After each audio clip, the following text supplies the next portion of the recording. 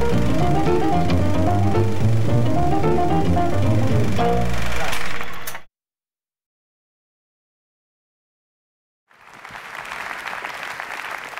do we know that our planet is surrounded by an atmosphere and we are held on here by the forces of gravity?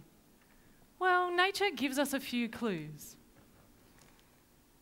Even those of us with physical challenges learn to recognize the difference when an elevator falls, for instance, or our breath becomes laboured at altitude. Take a moment now to bring your awareness to your own breath. And after Mr. Percival, it could be rather frenetic. But bring your awareness to your breath and feel the weight of your body as you are seated or standing where you are right now. Look down and imagine that your legs are now extended by 1/3, and it requires considerable effort to straighten them.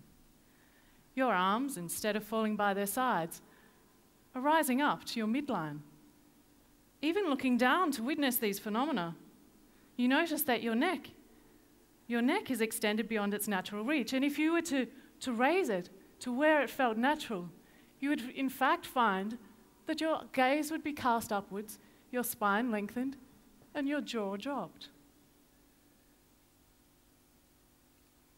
Imagine now that your limbs are compressed, your lungs are compressed, and with each respiration, with each inhalation and exhalation, you rise and fall. Now, visually, this would reference all sorts of things that we see in nature.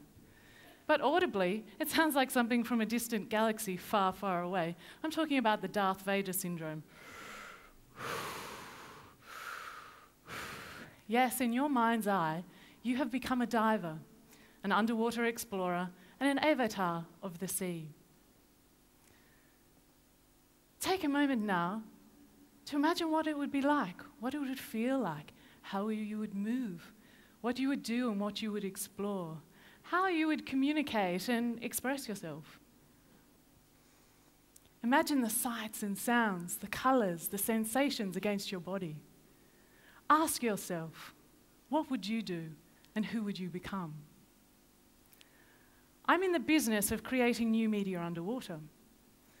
I dive maybe 4 or 5 times a week to a depth of 12 metres for up to 150 minutes with each dive. I do bounce diving, which means I can ascend and descend up to 19 times in any one dive. I work in zero visibility, in a harbour, an ocean harbour, with water that is naturally stained by the tannins of the tea tree and button grass indigenous to a World Heritage cultural area in Tasmania. Yes, Michael, I'm one of those from the wilderness. It is here in that place. It's with that unique perspective that I can say what the world needs now is to develop an aquatic consciousness, to return to the life cycles and the natural rhythms of this planet so that the world itself can undergo some serious hydrotherapy. Now, with a background as a performance artist, one could say that I live and breathe a liquid reality. But it is an interesting perspective. The disciplines of diving and the body consciousness and the environment consciousness combined create some really interesting creative possibilities and a unique perspective on the state of our oceans and waterways.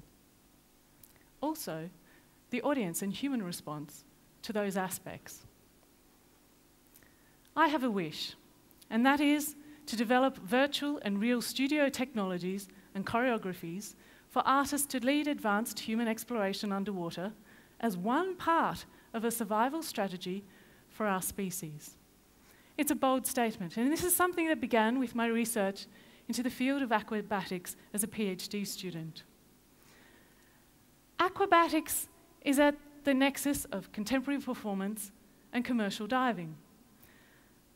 Now, contemporary performance is not like theatre. It's not like circus arts or film. We are not strictly entertainers. We do not play the role of someone else. We are ourselves, raw, and vulnerable and essential before an audience. In all honesty, I'm completely immersed in my practice. I know what it means to be saturated, and it is literally breathtaking. Aquabatics creates the possibility for us to understand the aquatic realm and our efforts within it. At the outset, aquabatics explores the potentials and freedom for expanding ourselves beyond our land-based dimensions. But like all human pretensions, I've learned a great deal from facing failure in attempting these kinds of feats. Understanding the aquatic realm is as much about navigating through the technology and the environment as it is about connecting with yourself as a body in and of and for water. Learning to picture yourself and understand where you are placed in and how you behave within the aquatic realm. It is also about articulating the concept of the inner experience, that which is internalized and that which can be externalized to an audience. Part of the work has also included this aestheticization of care and of operation and protocol between the crews and the people who can make this happen. In a sense, aquabatics creates an image of a neoaquatic human, and with all of the delicate life balances that are required to sustain that type of life or living essence. By the end of 2005, I had exhibited a major retrospective of aquabatics, which included a body of 7 new works, which in some way began to articulate this type of experience and journey. As you can imagine, by working with underwater operations, I suddenly had this interest in looking at the parallels with space missions. I was looking at what the aquanaut goes through and the astronaut, and the very real parallels between human performance in a weightless environment and a neutral buoyancy environment. While some of my efforts might have been a little bit more poetic than practical, I was also able to make some significant technological advances in the name of art. Included was a dual rebreather, a prototype that was established for use in a survival situation by 2 people, and this is soon to be patented. As fortune would have it, I'm very privileged to be part of the League of New Worlds undersea or first undersea habitat expedition called Atlantica. Atlantica will see 3 aquanauts living and breathing and working continuously from a custom-made facility called the Leviathan for 90 days, commencing on the 14th of July 2011. The primary aims of this project are to investigate, to knowledge build, and to test the systems and requirements for a new generation of people to begin as in-water custodians of our oceans and waterways. Now there's a lot at stake. These aquanauts need to work on some very simple but long existing challenges, and that is to deal with working towards a zero waste culture and trying to work out how we can navigate the issue of carbon dioxide waste. We also need to learn some very important lessons about confined space and remote habitat living. So the mission has been planned. We're going to set it up environmental in-water monitoring stations and set up the protocols and data transfer options that are going to be necessary for the vital education, outreach, and dissemination of results from this expedition.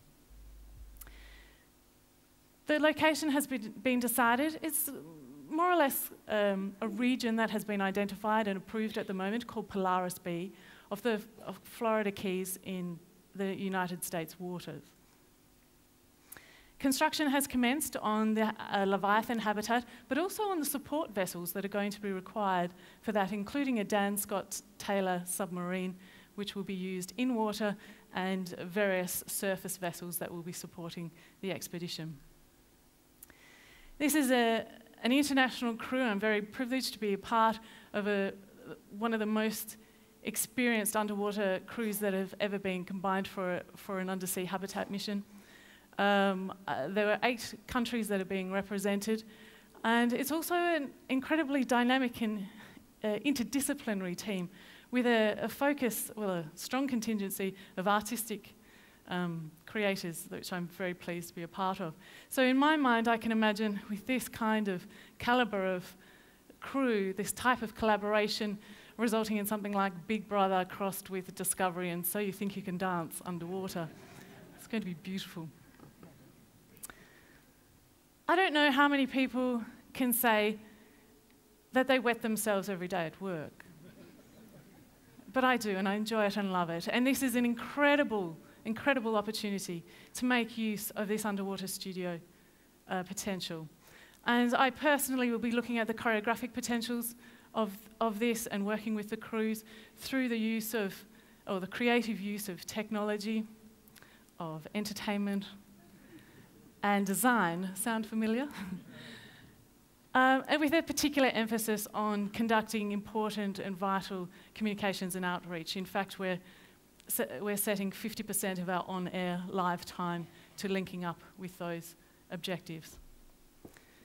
So much contemporary thought and critical thinking in the areas of space science, particularly in climate science, mitigates against or countermeasures aspects of the extreme environment. But my research faces those challenges as an adaptive strategy.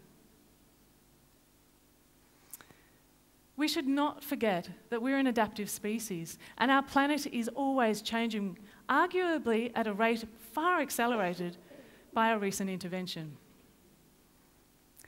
But independence is simply an illusion. And the paradox of interdependence is that we simultaneously constrain and empower each other. Collaboration, whether it be between art and science, between people and the environment, between one and many. We need good communication, we need good imagination, and we need to be able to come together to form a symbiosis. A calculated and specific performance of the really primal artistry and the basic forces of nature.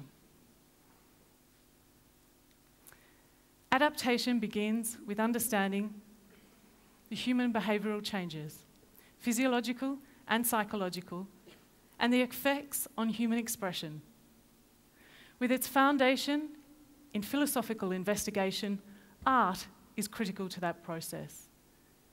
Please join with me in a breath of solidarity. Inhale